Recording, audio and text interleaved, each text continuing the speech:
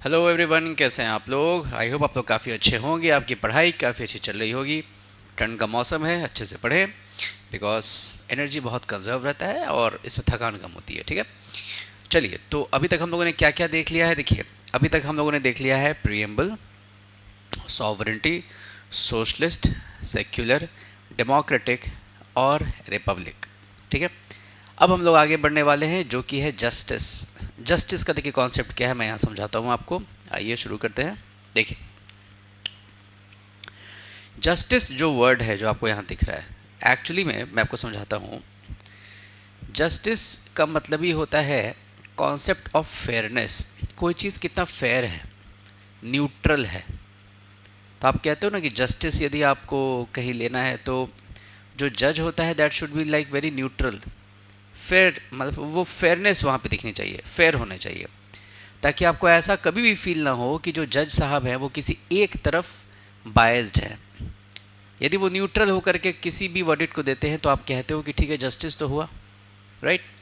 तो जस्टिस यदि आपसे पूछा जाए कि what do you mean by the term justice, you just have to tell that justice is the concept of fairness.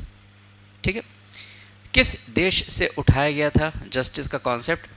तो देखिए, ये उठाया गया था रशियन रेवोल्यूशन से। कहाँ से उठाया गया था? ये उठाया गया था रशियन रेवोल्यूशन, रूसी क्रांति से उठाया गया था जस्टिस का कॉन्सेप्ट।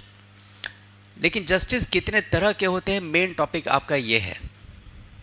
अब बहुत देखिए कम चांसेस हैं कि एक एक आर्टिकल पूछा जाएगा, बट ठीक है, आपको थोड़ा थोड़ा जानना चाहिए। ठीक है, जैसे जस्टिस देखिए तीन तरह के आपको यहाँ पे दिख रहे होंगे। पहला है सोशल जस्टिस, दूसरा है इकोनॉमिक जस्टिस, तीसरा है political justice. Social justice, economic justice and political justice.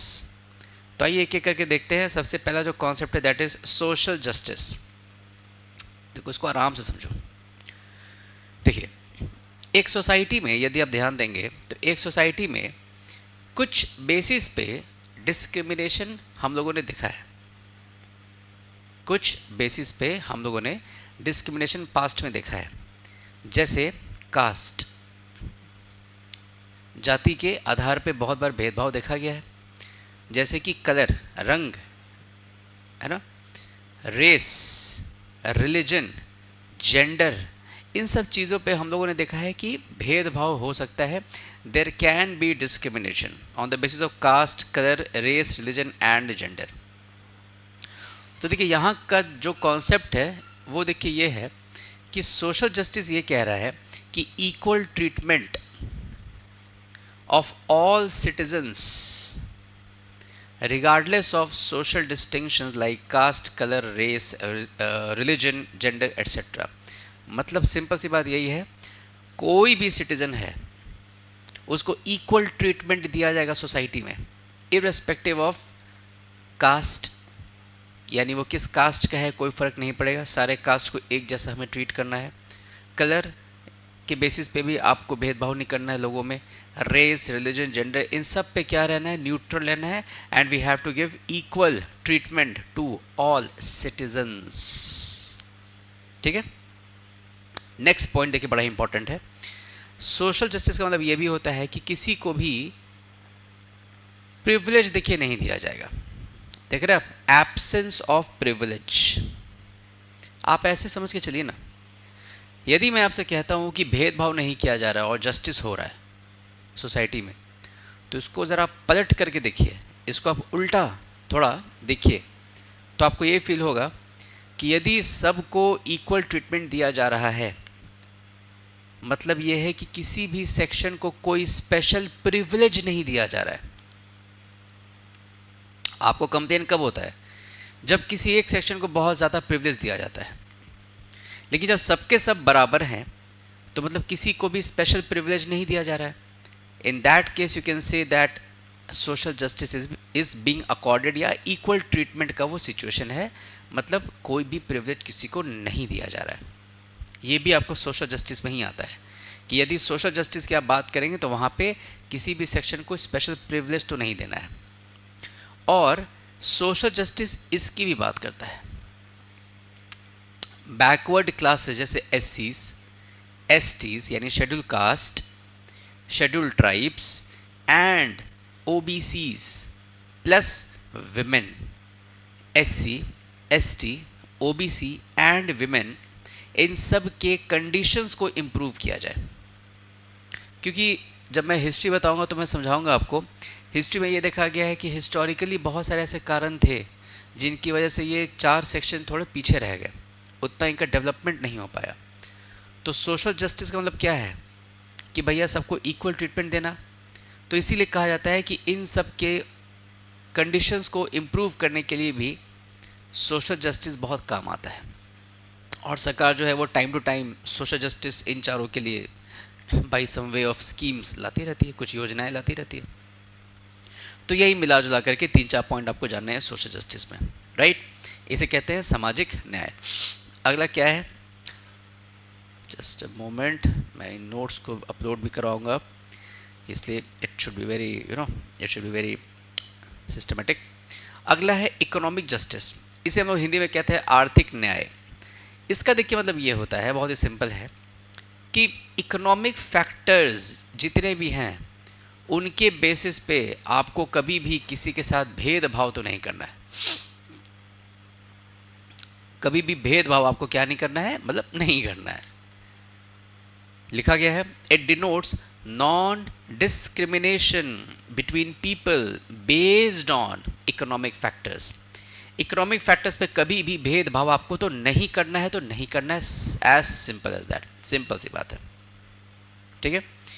और देखिए यहाँ लिखा गया है, it also involves the elimination of inequalities in income. It also involves the elimination of inequalities in income, wealth and property. इन सारे जो वर्ड्स हैं ना, इसको तो बिल्कुल आप बार बार बोलिए, बार बार प्रोसेस कीजिए, कुछ लोगों से डिस्कशन कीजिए एंड उसे बिल्कुल दिमाग में प्रोसेस कर लीजिए। बहुत इंपॉर्टेंट देखिए सब कीवर्ड्स। जैसे यहीं आप देखिए, इकोनॉमिक जस्टिस कह रहा है कि it also involves the elimination of inequalities of income, यानी कि इनकम में इनइक्वालिटीज़ को ख़त्म कर दिया जाए। अब यहाँ आपको थोड़ा डाउट आएगा, आपको लगेगा कि सर क्या मतलब सबका इनकम एक कर दिया जाए क्या? नहीं, उसकी बात नहीं की जा रही है। सेम आवर्स के लिए सेम पेमेंट होना चाहिए, सेम वर्क, यानी सेम टाइप ऑफ वर्क यदि 8 घंटे के लिए कहीं भी हो रहा हो तो उसके लिए एक जैसा पैसा या उसके हिसाब से पैसा मिल जाना चाहिए। दिस इज़ कॉल्ड की इनइक्वालिटीज़ ऑफ इनकम। या आप ये भी कह सकते हैं, जो टैक्स लगाती है सरकार, तो वो क्या करती है, जो अमीर होते हैं उस पर थोड़ा ज़्यादा टैक्स लगता है, जो गरीब होते हैं उन पर कम टैक्स लगता है। तो जिनसे ज़्यादा टैक्स लिया जा रहा है वो टैक्स का पैसा किसको जाता है, सरकार को जाता है, और सरकार उसी से आम जनता के लिए स्कीम्स बनाएगी, ये मतलब कुछ ब्रिजेस बना देगी, बहुत तरह के काम करती है सरकार, ठीक है। तो ये आपका इनकम इनइक्वालिटीज़ को ख़त्म करने का एक कॉन्सेप्ट था। अगला क्या है, वेल्थ। वेल्थ का देखिए क्या कॉन्सेप्ट है, जो भी वेल्थ है उसमें इनइक्वालिटीज़ को कम करना। मैंने समझाया भी आपको, आप याद कीजिए, सोशलिस्ट वाले वीडियो में मैंने आपको बहुत अच्छे से एक्सप्लेन किया है। ये जो वेल्थ का जो कॉन्सेप्ट है, what is this, wealth is something that you can use to create some income, ये भी कह सकते हैं आप, वेल्थ है।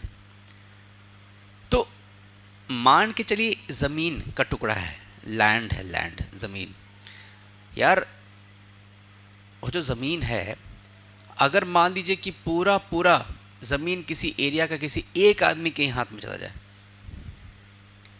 तो कितनी इनइक्वालिटी होगी। इसीलिए हम लोगों ने, मतलब भारत ने ज़मींदारी अबॉलिशन सिस्टम उन लोगों ने इंट्रोड्यूस किया था। उसमें कह दिया गया कि भैया इतना ही ज़मीन आप रख सकते हो, एक्स्ट्रा जब होता था तो that was transfer to the government और फिर वो देती थी या अपना यूज़ करती थी वो। तो वेल्थ का कॉन्सेप्ट ये है कि वेल्थ के भी इनइक्वालिटीज़ को कम करना है। सारे के सारे वेल्थ किसी एक हाथ में ही आपको नहीं दे देना है। और जब आप पढ़ेंगे आर्टिकल 39B और 39C, मैंने वहाँ पे बहुत अच्छे से इस वर्ड को एक्सप्लेन किया है, ठीक है। प्रॉपर्टी वाली बात भी वही है कि प्रॉपर्टी भी भाई अगर है तो उसमें इनइक्वालिटी कम होनी चाहिए, सिंपल सी बात है।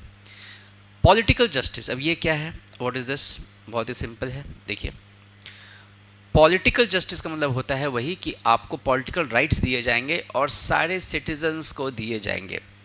जैसे राइट टू वोट, ठीक है, अगर मिल रहा है आपको कहीं पे वोट करने का अधिकार, तो बिल्कुल पॉलिटिकल जस्टिस आपके साथ हो रहा है। अगला देखिए यहाँ पे क्या है, ये सब बहुत इंपॉर्टेंट कीवर्ड्स हैं। Equal access to all political offices, जितने भी पॉलिटिकल ऑफिसेज हैं सब जगह पे इक्वल एक्सेस हो, यानी जो चाहे बस वो क्वालिफाइड होना चाहिए, he can sit on that post और he is eligible to become the holder of that particular public office. और equal voice in the government, भाई पॉलिटिकल जस्टिस की बात हो रही है तो आपका जो वॉइस है that should reach the government, या आप ऐसा कह सकते हैं कि आपका कंट्रीब्यूशन होना चाहिए गवर्नमेंट में। हम लोग वोट देते हैं ना भाई, तो we use to elect our representatives, मैंने बताया है डेमोक्रेसी में, और वो जो रिप्रेजेंटेटिव्स हैं वो फिर हमारे लिए क्या बनाते हैं, कानून बनाते हैं। तो हमें ऐसा फील होता है कि ओके, जो एमपी बैठे हैं या जो एमएलएस बैठे हुए हैं, they are like our voice, वो हमारे वॉइसेस हैं, ठीक है।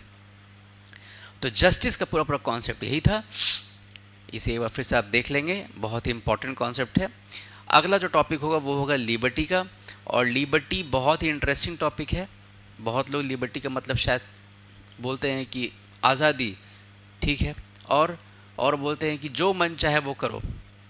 मैं आपको डेफिनेशन बताऊंगा, आपको वेट करना पड़ेगा, कल इस टॉपिक को अपलोड किया जाएगा। आप बस वेट कीजिए और देखिए कि व्हाट इज़ लिबर्टी, है ना, लिबरलिज्म क्या था, 17वीं सेंचुरी का क्या था थियरी, है ना, बहुत तरह की चीज़ें मैं आपको समझाऊंगा वहाँ पे, ठीक है। तो चलिए, enjoy the day, keep revising. ये सब बहुत शॉर्ट मॉड्यूल्स में जा रहे हैं अभी, बस मैं आपको बस एक बैकग्राउंड बना रहा हूँ, फ्लो बना रहा हूँ, ताकि आप पॉलिटी को अच्छे से समझें। फिर हिस्ट्री भी आएगा, फिर ज्योग्राफी आएगा, फिर पॉलिटी आएगा, इकॉनमी आएगा, जनरल साइंस आएगा, आईआर आएगा, इंटरनल सिक्योरिटी आएगा, everything will be there, just don't worry about that, ठीक है। So all the best, take care, see you in the next topic, thank you.